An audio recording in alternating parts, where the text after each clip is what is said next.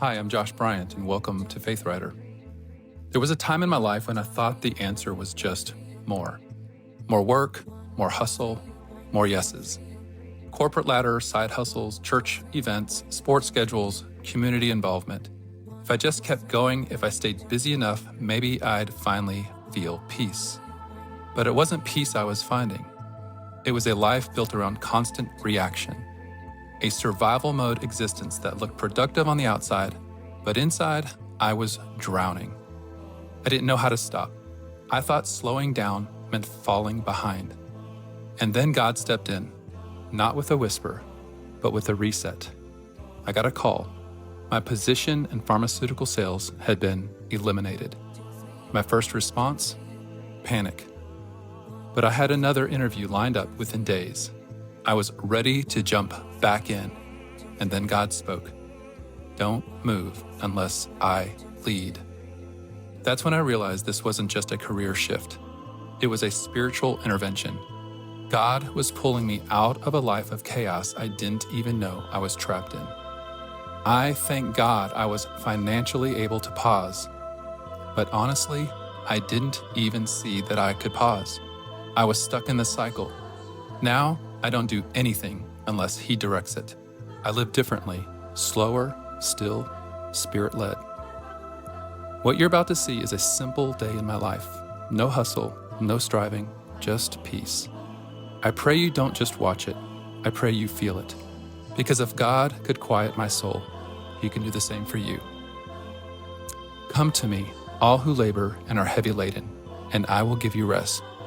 Take my yoke upon you and learn from me, for I am gentle and lowly in heart, and you will find rest for your souls. For my yoke is easy and my burden is light. I wasn't planning on putting together some ultra deep spiritual video today. I just felt like maybe I should share a day in my life right now.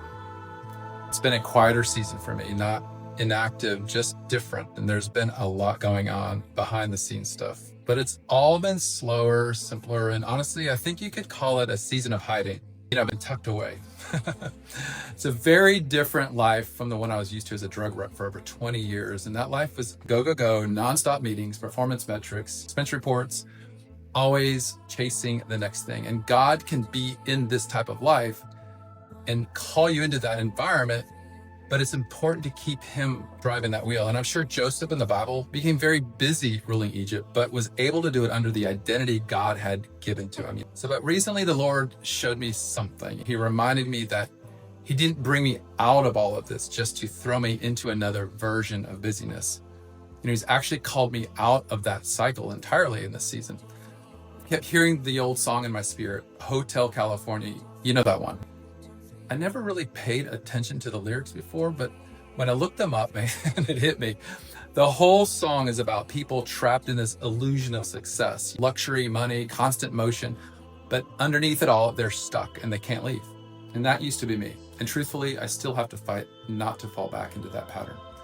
Even if He calls me back into that same environment, it can be done through Him without, the weightiness of that Hotel California. And we all have to be careful in these transitions of life, especially when we're antsy to make those changes, because not every good opportunity it's not all a God opportunity. I had to learn that the hard way. And just because something looks successful, and just because the paycheck is fat or the platform is big, doesn't mean it lines up with who I am in Christ. It doesn't mean it lines up with what the kingdom identity God has for me is. And that's something else God's been walking me through. Relearning who I am, not just my height or weight or my name on my driver's license, but who He says that I am in the Spirit. What's my assignment in the body? What has He uniquely called me to carry? Because if I don't know that, I'll end up saying yes to things that look right and sound right and feel productive, but they're not what God has for me. And I'll end up back in Hotel California, working hard, looking successful, but feeling trapped. So this season has been about slowing down, simplifying, and actually asking God before I jump into anything, even the good stuff. It's been a different kind of faith, a quiet faith, but it's a real faith. So I figured instead of a sermon, I'd just show you a little piece of what that looks like, a day in this rhythm. And maybe it'll speak to you if you've been feeling that weight of too much busyness, too many expectations, or maybe even just too many options. So let's get into it. So my day started with a call from a family member asking if I could make them a fresh batch of colloidal silver. I've been doing this for years now, so I figured, why not bring you along for the process? While you watch me put it together, I'll tell you a little backstory of how I got into making this stuff in the first place. It was about 8 or 9 years ago, maybe even 10. I was going through a really rough season of my life, walking through a painful separation and divorce. Everything felt like chaos. Anger, bitterness, endless calls from attorneys, and it was wrecking me, not just emotionally, but physically. At the time, I was praying for others to be healed, teaching people about forgiveness and freedom. But behind the scenes, I was stuck. I was angry, I was bitter, and I couldn't shake it.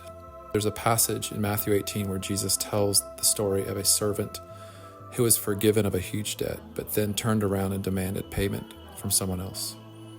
When the king found out, he was furious, and he handed that man over to the torturers. Jesus ends it by saying, "So will my Father do to each of you if you don't forgive your brother from your heart." And that hit me hard, because honestly, I felt like I was living in that place, handed over to torment. Physically, I started getting sick. I had this cough that wouldn't go away. I tried antibiotics, even some kind of meds to suppress it, but nothing worked. Nothing. And in the middle of all that frustration, I felt like the Lord whispered, "Josh, you're teaching people to forgive and be healed, but you're not walking in that freedom yourself." It was humbling. That same week, I remembered something I'd read about colloidal silver and how it worked as a natural antimicrobial. I'd seen some research and testimonials, and being a bit of a science-minded guy, I ordered a machine right away and had it overnighted. I made my first batch, started nebulizing it, and within a day, the cough was completely gone. I'm not saying silver fixed everything, but I am saying it was like a gift from the Lord, a nudge towards God for healing. Since then, I've kept making it. I give it to friends, family, sometimes even strangers. Eventually, I upgraded my machine to a bigger one, and that's what you're watching me use now. It's wild to think back in the day when milk was delivered to people's porches, they didn't pasteurize it. So to keep it from going bad, they dropped silver coins in the bottles. They probably didn't know why it worked, but now we know. Silver kills bacteria, mold, and viruses. Even hospitals use silver-infused creams like Silvadene for burn victims or diabetic ulcers. So for this batch, I'm aiming for around 10 parts per million, just enough to keep it safe and effective. It's been a quiet little side hobby. But more than that, it's a way I've been able to bless others with what once blessed me in a time of deep brokenness. After finishing that, I figured, why not knock out the yard work?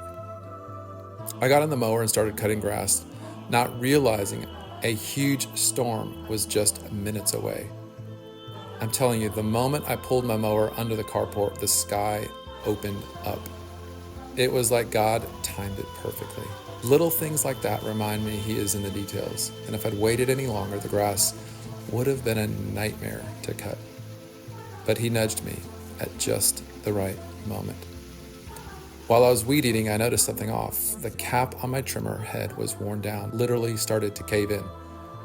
Some folks would toss the whole thing and buy a new one, but I'm a fixer by nature. So I pulled out this black, goopy plastic repair stuff I've used on other projects.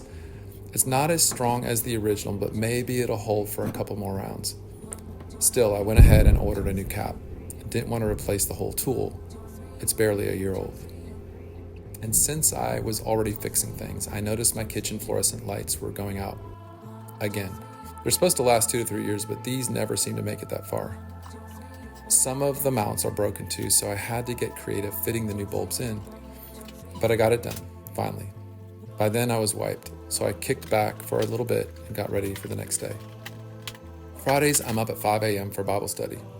There's a group of us that have been meeting at 6 sharp for about 3 years now. Jonathan, Steve, and I were college roommates, and Theo joined us about a year or two ago and has been an amazing addition. After that, I had to swing by the grocery store, picked up some avocados, eggs, lettuce, onions, essentials. I didn't film in there, just trying to get in and out.